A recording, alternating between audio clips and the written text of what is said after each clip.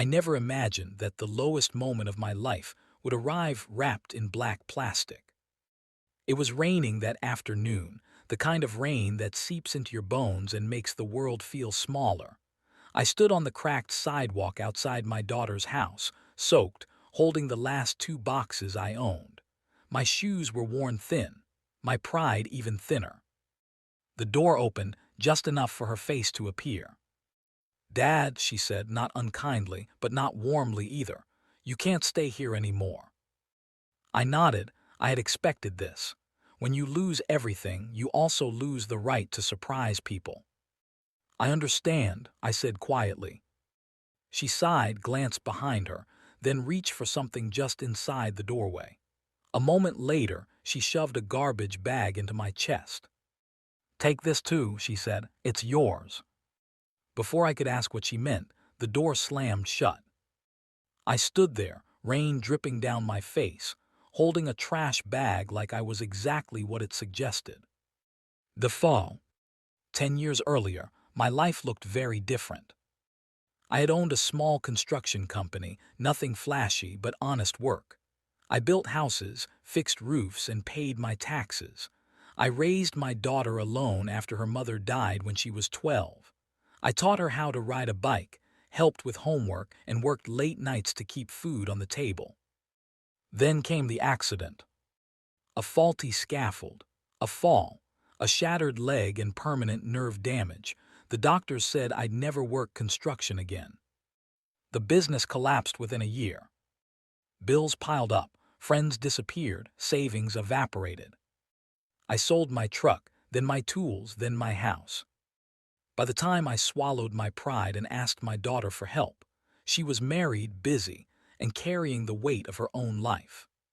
She let me stay at first.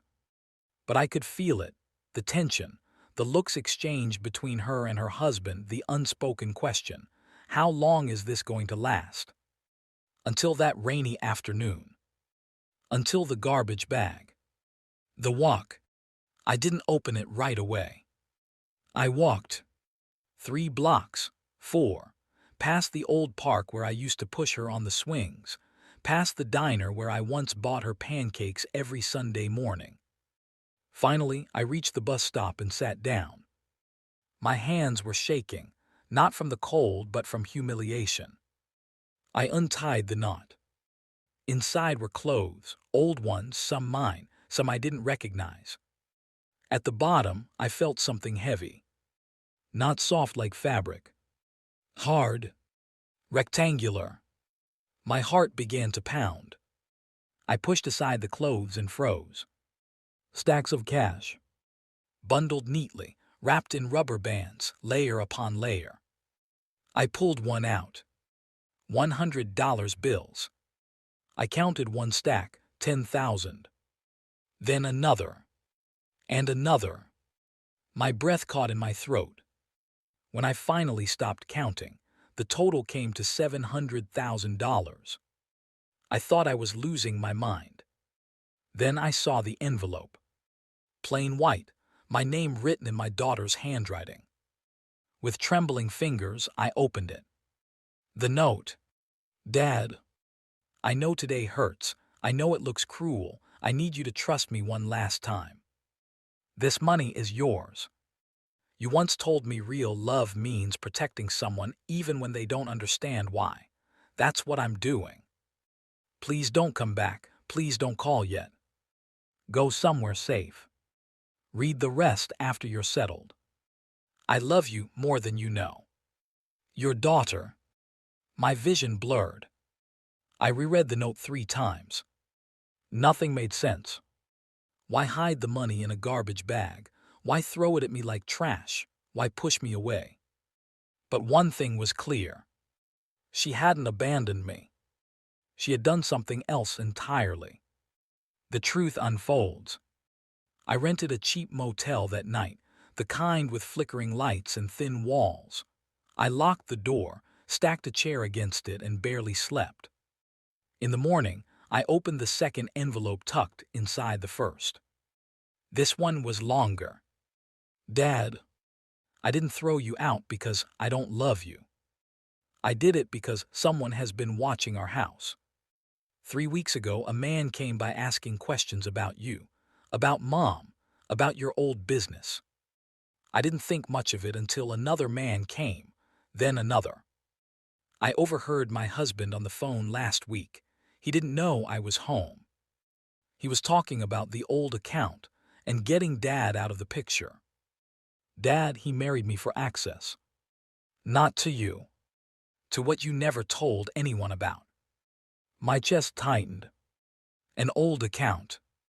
I knew exactly what she meant. The secret I never told. Years ago, before my wife died, before life unraveled, I had inherited money from my grandfather.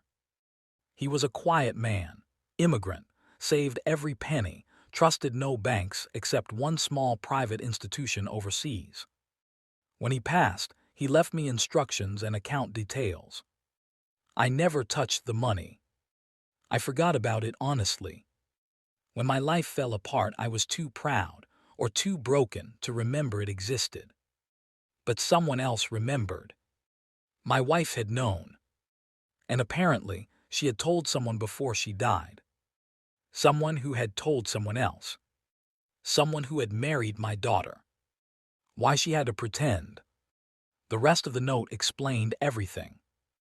My daughter had found documents hidden in an old photo album. She had contacted the bank. The money, after decades of interest, had grown to more than $700,000. She withdrew it quietly. She learned her husband had been planning to gain legal access by claiming I was unstable, unfit, and financially incompetent. If I stayed in her house, I'd be vulnerable. If I left with nothing, I'd be safe. So she made it look like cruelty. So no one would suspect love. The reunion. 3 days later, she came to the motel alone. When I opened the door, she collapsed into my arms and sobbed like she was 12 again. "I'm so sorry," she whispered. "I had to make you hate me. I had to make it real." I held her tighter than I ever had in my life. "You saved me," I said. "No," she replied. "You saved me first. I just finally learned how." The aftermath. She filed for divorce. The evidence she'd gathered was enough. Her husband disappeared from our lives without a fight. I moved into a small, peaceful home near the water. I paid off debts I thought would follow me to the grave. But the money wasn't the real gift. The real gift was learning this. I had raised a daughter strong enough to break her own heart to protect mine. The garbage bag. I still have it, folded neatly in my closet. Whenever I look at it, I don't see trash. I see sacrifice. I see courage. I see a love so fierce it was willing to be misunderstood. And I remember the note I'll never forget. Real love means protecting someone even when they don't understand why. She learned that from me and taught it back better than I ever could.